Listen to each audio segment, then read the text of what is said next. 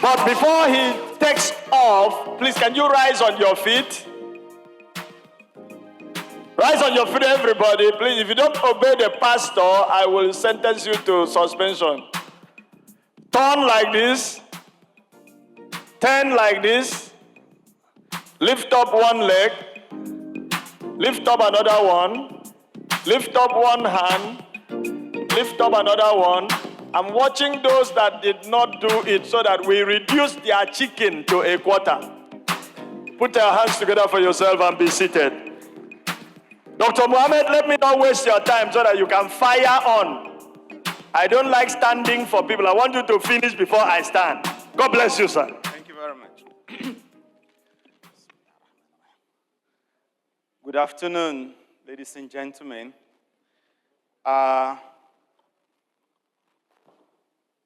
First, I would like to thank the Almighty God for making this day a reality. Then, appreciating all of us being here today, and also, very importantly, Mr. Cletus Aigbe and QMSAI for organizing this summit.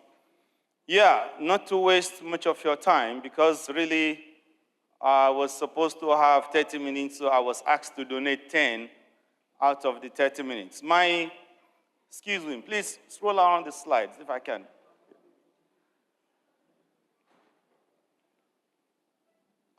Is this pointer working? Oh. I haven't seen any here. No.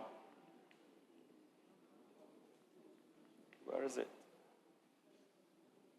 Is it by the side or front?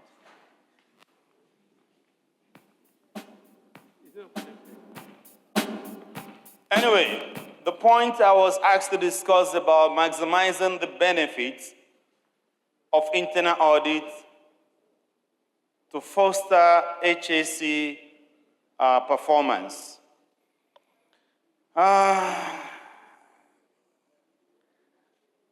Sorry, I may not be able to stick to the slides because of the time constraint.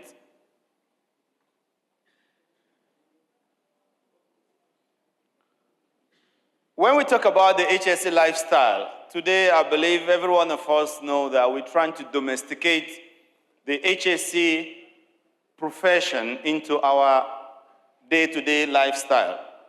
And I would like us to please look at it in a way that this summit is talking about the health, safety, and environment, and then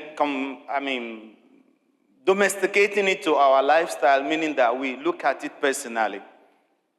Then, what are the benefits? I believe every one of us has a lot to gain in that. The very important thing I want us to note here is there is no way you can be an HSE professional without you thinking about your personal safety. Without you knowing that I need to take a proportional level of care about myself and that of others. So, if we are looking at the effect of those internal audits, please, brothers and sisters, I'm trying to bring your attention to what we mean by that internal audit. It's a personal and internal control. That internal audit to yourself, to myself, is about, for the whole of this year, this is December, how many times have you taken a break to look at your health? How many times? Have you asked yourself, what is my health condition? Where am I? Have you conducted an internal audit on yourself? Or you are waiting for the day you're going to fall sick and then try to take some medication? So, internal audit to us is an in-house check. Not to wait for something to happen before you start running up and down. There are so many areas. The point I want to take from this slide is about the internal audit is about an in-house job. Not to wait for somebody from outside to check you, for you to check yourself. That is what matters. Now, there are so many benefits in this. And let me see if I can go back to, anyway, let's move on. We're looking at internal audits beyond compliance. It's not just because the management system standard required us to perform internal audits that we are bound to make that internal audit. All the speakers, the panelists, most of them are hitting a point very, very clearly, that in this Nigeria of ours, it is not a problem that we don't have regulations. We had the regulation. We have very beautiful laws, but unfortunately, the implementation is the problem. And why is the implementation a problem? Because we don't monitor. Our case is, we have a law, we have a policeman catches the thieves, but thieves got off scot-free, which means a situation of impunity. Nobody is taking responsibility. Even if you catch the wrongs, even when you found the non-compliance, nothing comes out of it. And that is why it is not working. So let's go back to how it's going to work. The only way it's going to work is by identifying the situation, just not because of compliance, but shifting it for continuous improvement. There are so many things there. I think the organizers will be sharing the presentation so people can go more into detail. I'm just going to take out the critical points of it because time is really not on my side. Now, for you to have an effective internal audit, you need to have a proper planning. You need to define what are the objectives, the scope. What is it? You can't check everything in a day. Maybe you just need to look at the responses. Oh, how many near misses? Not just to think about accidents. No, we have 100 accidents last year, so we are looking at accidents. No, that's not the way. Look at a defined scope where you can easily manage. And that will tell you is a pointer to what you need to do elsewhere. So, planning, selecting competent, objective trained auditors, setting clear objectives, reviewing past audit reports, all these things are useful because for us to have an effective internal audit, we need to follow certain criteria. So many things are there in ISO 19011, 2018 version. You can see the fundamentals of internal audits there. Anyway, conducting the audit itself, it's a professional job. The auditors, they have to be objectives, they run it. Now let's move. There are more critical areas which I would like to talk about here. Then the audit reporting, and then the follow-up. Exactly. The problem here is not just to perform the audits, not just to discover the non-compliance, but unfortunately there are no follow-ups. Yes, there are audit reports that are in those records of last year with corrective action still pending, and nobody does anything to it. So why do we have recurrence incidents? Why do we have repetitive non-compliance? It's because the HSE officer himself has forgotten to follow up. So the major problem is, let us please go back to those previous audit reports and what is wrong, and let us take it bit by bit. Now, also, it's not just about performing an audit. We require the right competence for the auditor. Again, it is one of my traits when I'm in a gathering like this to tell you that auditors are not policemen. And auditors are not only to search for what is wrong. You know, the misconception between our job and audits and the management is because we saw ourselves as a position of advantage. I'm here to catch. Yes, if I write non-compliance reports about your department, you'll be in trouble. And that really doesn't help. I mean, when an HSE auditor or an HSE officer or HSE manager sees himself at a position to threaten others or to overload himself on some other departments, it's not going to work. And that is one of the major issues. I'm going to catch you as an auditor. For what? Catching what? What did you catch?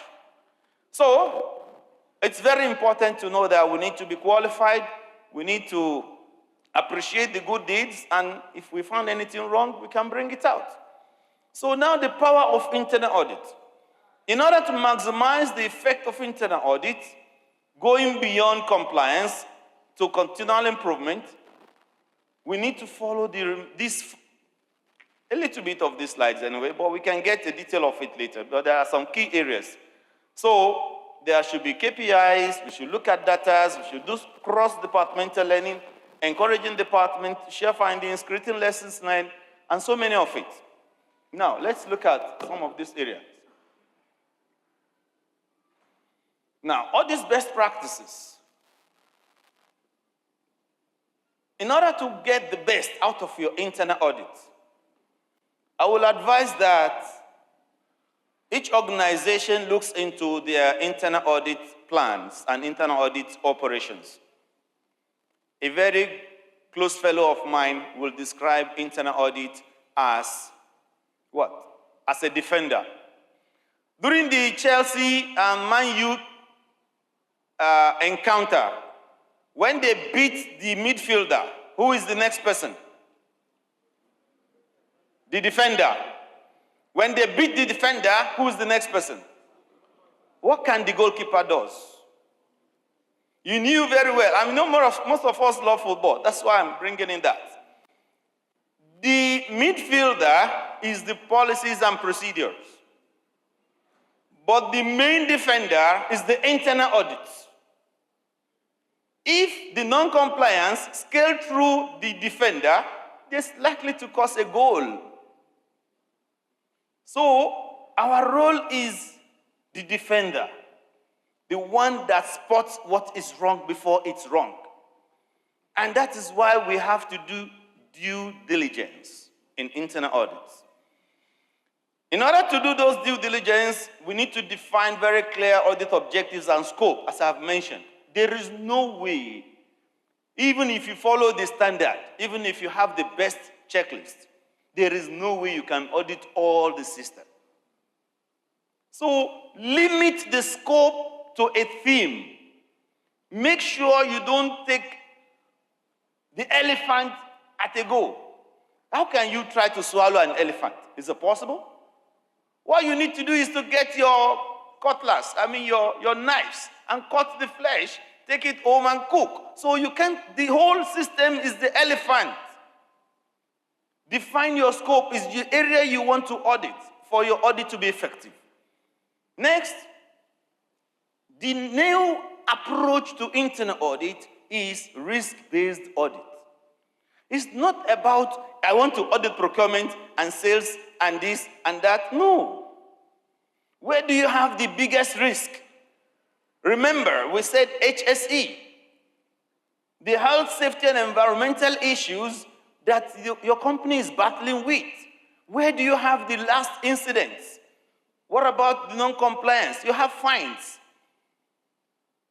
So why will you leave those areas and then go and bother yourself on some other areas where your enemy or the other guy which you are fighting with, you are trying to find the non-compliance from the department?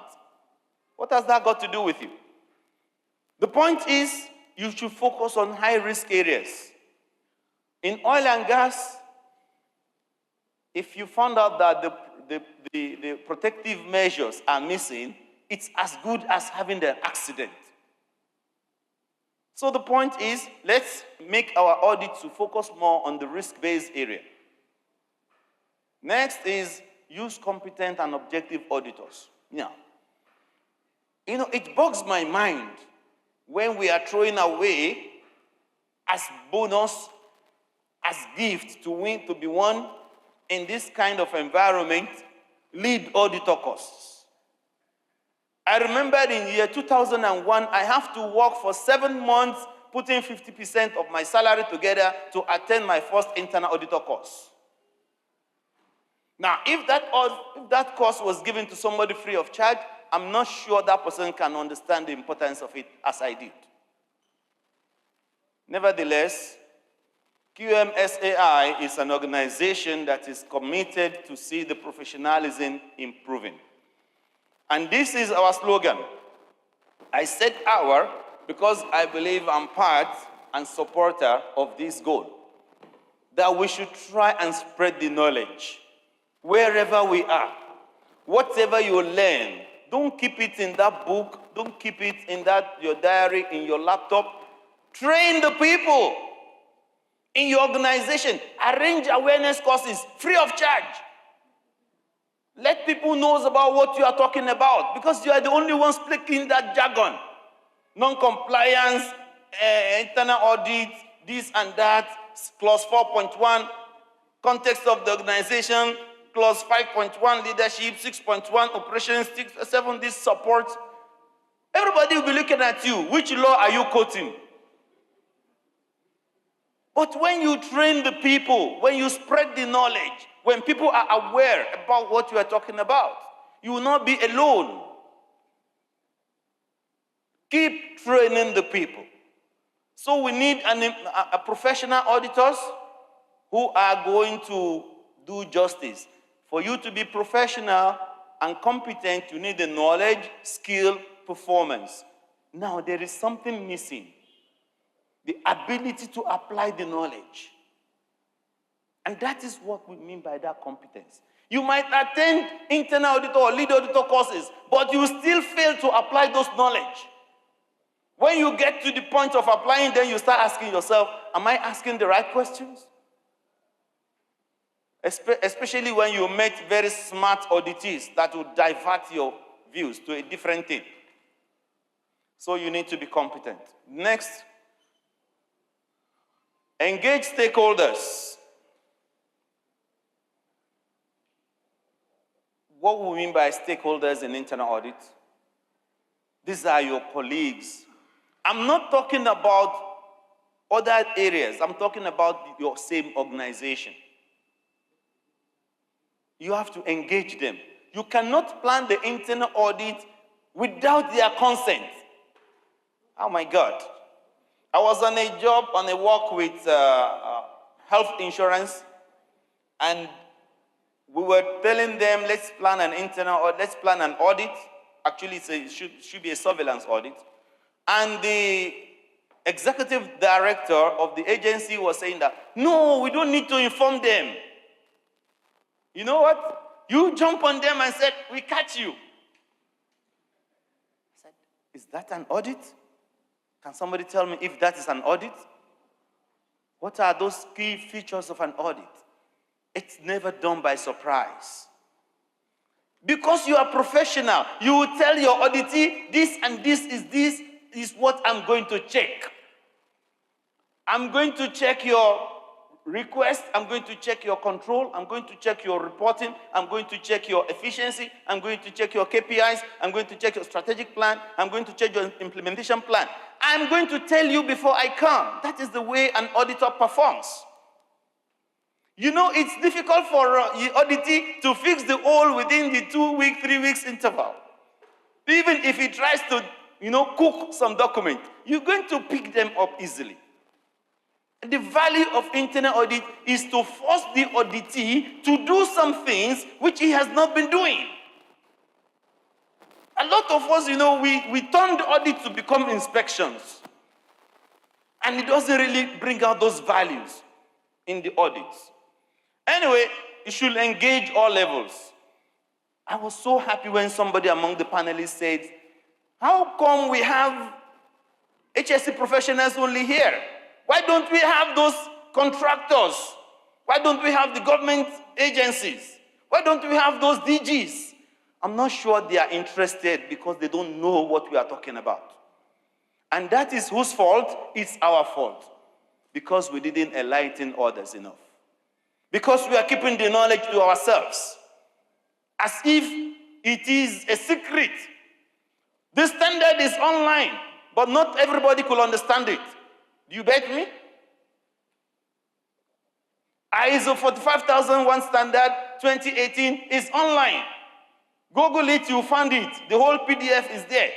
Does everybody understand the content? Let them read it 100 times. That is why you are trained. But conserving those information and privileges to ourselves is the mistakes we are making.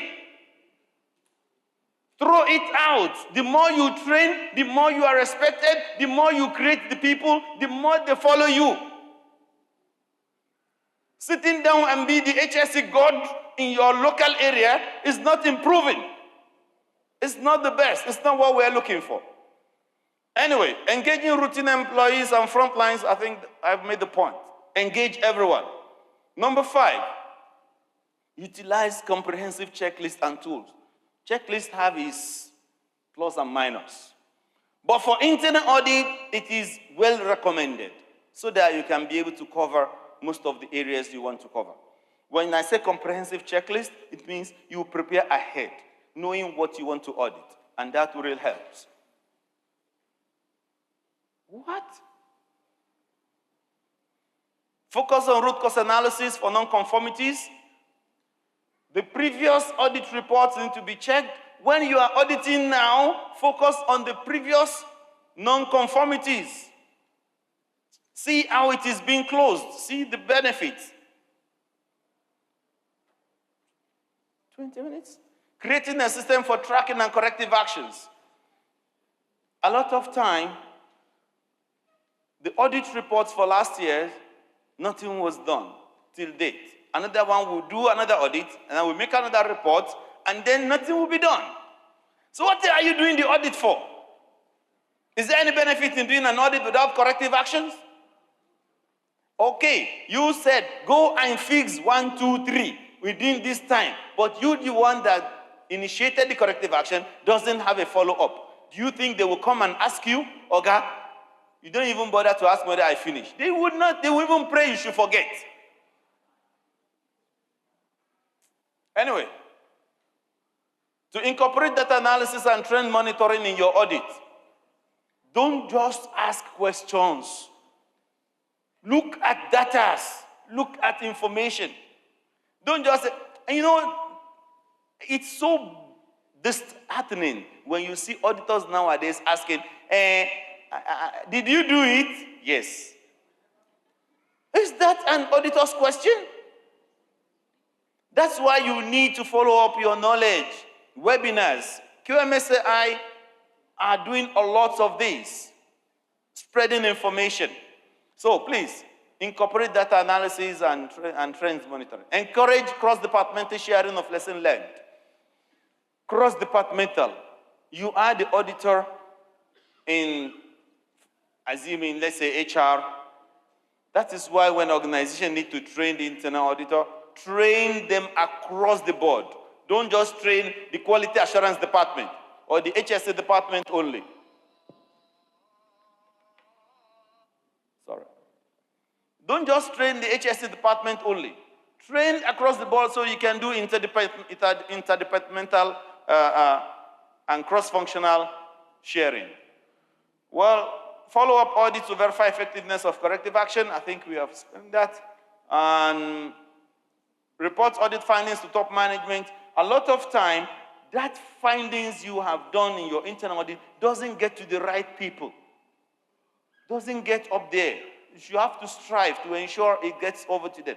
A lot of those top management doesn't know what you found. And some of the department heads will sit on it and kill it if you are not careful.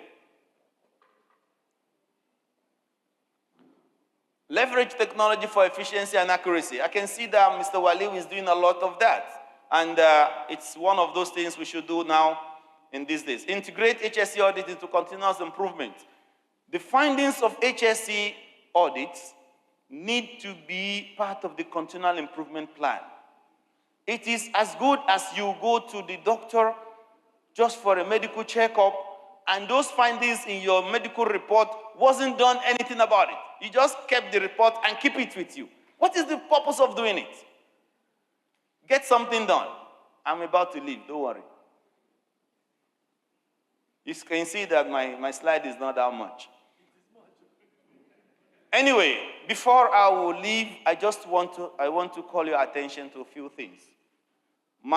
Our elderly Baba here says that the gold mine in HSE is that there is business in HSE. There is money there. Because you are a staff of a company today, doesn't tell you you have realized the best you can in the industry. Develop yourself and become a consultant. Develop yourself and become a professional auditor. I'll give you two very fast. The first one, after I left my normal 8 to 5 job in Qatar Foundation, I became a freelance auditor. So I audit for Bureau Veritas, for British Standard Institution, for Moody International, for all of them. So my plans are booked at my time. You can do this up till the death takes you over. Even if you are 100 years, people will still call you. This is a profession that doesn't have retirement age. You can continue to be relevant the more experience you are counts in this field. Number two, in HSE, there are so much money. I do get some contract to supply HSE officers to construction sites while I was in Qatar, especially in the construction of vendor mall. I supplied almost 50 employees. The company pays me, I pay them, I train them, and I made money. I'm not part of it. These are so many ways you can make good money. Why are we restricting ourselves? There are so many things we can do in this field. The regulatory bodies are there, giving us so much support. At the end of the day, how I wish that this hall is full to the brim, and so many industry leaders and so many government agencies, so many contractors and construction companies are here. What will they learn more if they are not here? And it is our job, it is our role to spread that information. Before I leave, QMSAI requires a lot of registration. If you are an auditor and you are sure you are qualified, why not get registered and be accredited? Why would you prefer IRCA of UK than serving your own country with the same level of recognition that IRCA is? QMSAI is going to get certified in the next few months for ISO 17024, which is the only thing IRCA had. So why wouldn't you like to be recognized in your own domain? How can you be an auditor because you attended 3 days internal auditor course? Some people even do it online without being a member. And you know, it's not a joke. For you to be recognized and accredited by such an organization, it means a real job. You can proceed from being a provincial auditor to an internal auditor, to lead auditor, to principal auditor, and even a chartered auditor. So what are we waiting for? This is a gold mine. We're saying this is the gold mine. Thank you very much.